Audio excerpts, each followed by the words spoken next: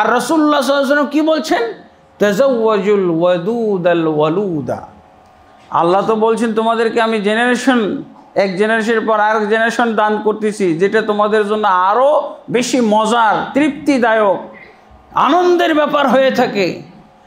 আর রাসূলুল্লাহ সাল্লাল্লাহু আলাইহি ওয়াসাল্লাম বলছেন তাজাওয়াজুল ওয়াদুদাল ওয়ালুদা, তোমরা এমন মহিলাদেরকে বিবাহ করবে যে মহিলারা বেশি বেশি বাচ্চা প্রসব করতে পারে, বেশি বেশি বাচ্চাকে এবং স্বামীকে আদর করে, ভালোবাসে, বেশি বেশি সন্তানকে ভালোবাসে আর বেশি বেশি সন্তান প্রসব করে, এরকম মহিলা তোমরা বিবাহ করো। আল্লাহু আকবার।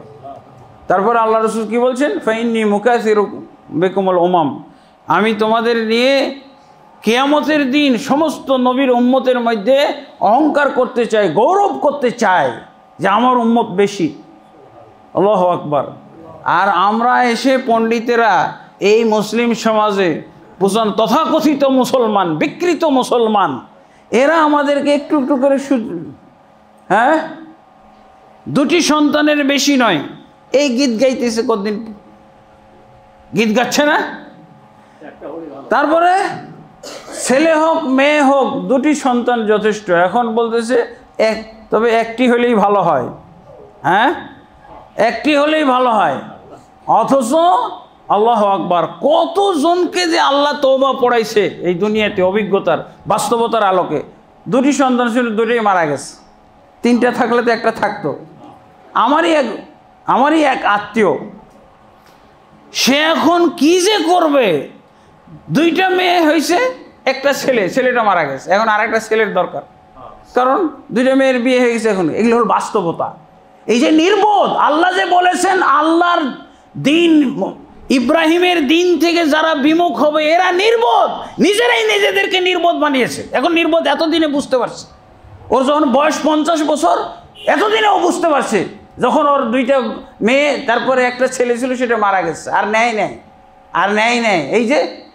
এই যে ফাসেক ফাজের অবৈজ্ঞানিক অপরিণামদর্শী এই ফালতু বৈজ্ঞানিকদের কথা শুনে সে আমল করেছে।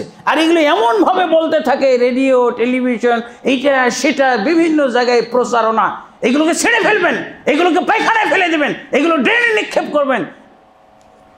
অবৈজ্ঞানিক কথাবার্তা। এখন কাঁদো কেন? একটি সন্তান যথেষ্ট, একটা মরে গেছে, এখন তুই কী করবি? এখন তোরা সন্তান হবে না, এখন কী করবি তুই? দুটি সন্তান যথেষ্ট, দুটি সন্তানে মারা গেছে, এখন কি করবি তুই? এখন কি করবি? এখন তওবা পড়তেছে, এই রেজে কোনো ব্যবস্থা থাকলো। এমনও অনেকে স্থায়ীভাবে ব্যবস্থা করে নিয়েছে, ফাইনাল, আর কিছু হবে না। এখন আল্লাহ তাকে তার হুঁশ ফিরে এসেছে, এখন সে বুঝতে পারছে তার বোকামিটা। আল্লাহ তো বলেই দিয়েছেন, ওমাই ইয়ারগাবু আন মিল্লাতি ইব্রাহিম ইল্লা মান সাফিহা নাফসাহু, ইব্রাহিমের মিল্লত থেকে দূরে থাকে, ইব্রাহিমের মিল্লতকে বুঝতে চায় না, যারা নিজেদেরকে নিজেরাই নির্বোধ এবং অজ্ঞমূর্খ বানাইতে চায়, বিবেক শূন্য হিসেবে নিজেদেরকে দেখতে চায়, তারাই ইব্রাহিমের মিল্লত। দেখছেন ধরা পড়ছে।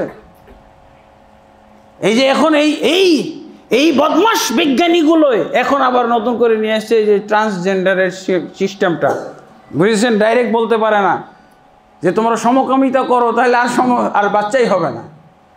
আর বাচ্চা হবে ওদের নাকি একটা সন্তানও কঠিন হয়ে গেছে। এই বেটা তোর খাই, তুই কয় পয়সা দিস? সবাই কি সরকারের থেকে পায় নাকি? এই যে যারা এই প্রচারণা কাজ চালায়, কয় টাকা দেয়? আগের যুগে শুনতাম যে কাকে লুঙ্গি দিয়ে নাকি তাকে স্থায়ীভাবে অকেজো করে দিয়েছে, আর তার সন্তান হবে না।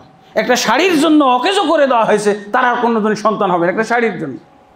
কিন্তু সারা জীবনের জন্য তাকে পঙ্গু করেছে, তাকে নির্বোধ এবং বিবেকহীন বানিয়ে ফেলেছে। এখন কান্নাকাটি করো কেন? এখন এরই ধারাবাহিকতা হলো এইটা যে ট্রান্সজেন্ডারের এই যে নিয়ম নিয়ে আসতেছে। ট্রান্সজেন্ডার এটা কি? অনেক দেশে এই যে ট্রান্সজেন্ডারের কারণে এই যে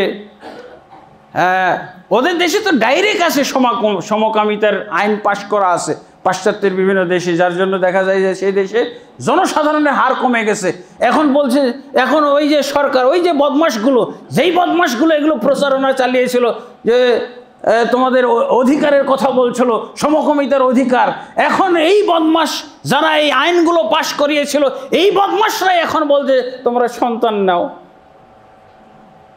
আমাদের দেশ তো কি বলে জনসাধারণ শূন্য হয়ে যাচ্ছে, কমে যাচ্ছে, এক সময় কমে যাবে, তখন তো জীব জানোয়ার পালন করতে হবে। হ্যাঁ, এখনও করতে হবে, বিলাই লালন পালন করে, কুকুর লালন পালন করে, বনের বাঘ লালন পালন করে, চিতাবাঘ, সিংহবাঘ এগুলো নিয়ে ব্যস্ত, বিলাই কুত্তা নিয়ে ব্যস্ত তারা। এখন পুরস্কার ঘোষণা করেছে এই যে নির্বোধ বিজ্ঞানীগুলো, নির্বোধ সব লোকগুলো এখন বলছে তোমরা যদি সন্তান না এত টাকা করে পুরস্কার দেব, এত টাকা পুরস্কার। ওরা জানে এই যে আমাদের দেশে মনে করতেছে যে আমাদেরকে উল্টা তারা নির্বোধ মনে করে, আমাদেরকে উল্টা নির্বোধ মনে করতেছে তারা, যে এইগুলো ধাপে ধাপে আমাদের কাছে। আগে ওই যে 2টি সন্তান যথেষ্ট, এরপরে 1টি সন্তান হলেই যথেষ্ট, এগুলো করতে করতে এখন বলতেছে যে ট্রান্সজেন্ডারের কথা। এই দেশে তো সমকামিতা ডাইরেক্ট বলতে পারবে না, সমকামিতার কথা বলতে ট্রান্সজেন্ডারের কথা বলতেছে। ট্রান্সজেন্ডার মানে কি? মানে এটা হলো বিকৃত বিবেক বা মানসিক রোগের, এটা মানসিক রোগ। আগের যুগে এটাকে এরকম চিন্তা করলে মানসিক রোগ হিসেবে তার চিকিৎসা করাইতে হইতো। যে তুমি মহিলা মানুষ, নিজেকে ছেলে বলতেছো মানে কি তোমার মানসিক রোগ হয়েছে। এই মানসিক রোগটাকে তারা এখন মনে করে এটাই সুস্থতা। দেখছেন না রুচি বিকৃতি, ইবলিসি বিকৃতি, শয়তানি রুচি কিভাবে এসে গেছে। শয়তানি রুচিটা দেখেন। হ্যাঁ, বলছে এটা মনে করলেই হবে নাকি? মনে করলে কি হবে? তাদের আসলে উদ্দেশ্য হলো এটাকে আইন বানিয়ে ফেলা, যে মনে করবে তাকে তার মন, মানে প্রকৃত পক্ষে সে শারীরিকভাবে যাই হোক না কেন, মানসিকভাবে সে যেটা নিজেকে অনুভব করছে এটাই নাকি আসল। এই নির্বোধ আইন প্রণয়নকারী, তোরা নির্বোধ, তোরা হুঁশ জ্ঞান বিবেকহীন আমাদের কাছে পুরা ধরা পড়ছে। একটা পাগলের কাছে ধরা পড়বে, এক গর্দভ এক ছাগলের কাছে ধরা পড়বে, তোরা নির্বোধ। 2 বন্ধু ছিল একসাথে, এখন 2 বন্ধুর মধ্যে খুব ভালোবাসা, এখন একজন দাবি করবে যে আমি নিজেকে মেয়ে অনুভব করতেছি, তাহলে এই ছেলেটাকে ওই ছেলের সাথে বিয়ে দেওয়া যাবে, তাহলে কি সমকামিতা আর বাচ্চা হবে? তখন এই যে কান্নাকাটি করতে হবে, এই কান্নাকাটির জন্য 50 বছর লাগবে। যেই দেশে কেন জনশূন্য হয়ে যাচ্ছে, ওই দেশের বেহুশ, ওই দেশের অজ্ঞ মূর্খ বৈজ্ঞানিকরা আমাদের দেশে এগুলো পাচার করছে। আর এই হিন্দুগুলো আমাদের মধ্যে এগুলো মনে করছে এরা এত বিবক্ষণ। যার মধ্যে দিন আছে, যার মধ্যে ইসলাম আছে, সে এত বিবক্ষণ না। তোরা বিবক্ষণ, তোদের কাছেই তোরা ধরা পড়তেছিস এতদিনে বিবক্ষণ। এখন তোরা বাচ্চা নেওয়ার জন্য টাকা দিতে চাস কেন? আমাদের দেশে এটা করতেছে। এই যে ঠান্ডা কায়দায় পরোক্ষভাবে তারা এটা চাইতেছে, ট্রান্সজেন্ডারের কথা মানে মনে মনে ভাববে। এবং অনেকেই আবার দেখা যায় যে মনে মনে ভাবার সাথে সাথে দেখা যায় ওই যে বিকৃত রুচিওয়ালা দেশগুলোতে, পশ্চিমাদের মধ্যে তারা এটা আবার অপারেশনের ব্যবস্থা আছে। অপারেশনের মাধ্যমে একজন ছেলে মেয়ে হয়ে যায়। এই জন্য তো আল্লাহ সেই দিন কোরআনের মধ্যে 1400 বছর আগে বলেছেন, ওয়ালা ইউগাইরুন্না খালকাল্লাহ। সে যুগে বোঝা যাইতো না, কিন্তু আজকে বোঝা যায়। আজকে বিজ্ঞানের যুগে এই আয়াতের বিরোধিতা যে হইতে পারে। ইবলিস কি বলেছিল? যে আমি অবশ্যই তোমার বান্দাদের মধ্যে আমার নিয়ম নীতি চালু করব। এবং সে বলেছিল কি, লা ইউগাইরুন্না খালকাল্লাহ, আমি তাদেরকে এমন বুদ্ধি শিক্ষা দেব যে আল্লাহর সৃষ্টিকে তারা পরিবর্তন করবে, আল্লাহর সৃষ্টিকে পরিবর্তন করবে। এটা ইবলিসের ধর্ম। এই যে ট্রান্সজেন্ডার, ইবলিসের ধর্ম। এগুলো হলো বিকৃত রুচির লোকদের কথা। এগুলো হলো বিজ্ঞানের নামে কুসংস্কারমূলক কথা। ইসলামের নামে অনেক কুসংস্কার তারা ধরে থাকে, এটা বিজ্ঞানের নামে কুসংস্কার। বিজ্ঞানের নামে কুসংস্কার, এটা কোনো কথা হলো নাকি? এটা যদি কুসংস্কার না হয় তাহলে আর কোনো কুসংস্কার বলে পৃথিবীতে কিছু নাই।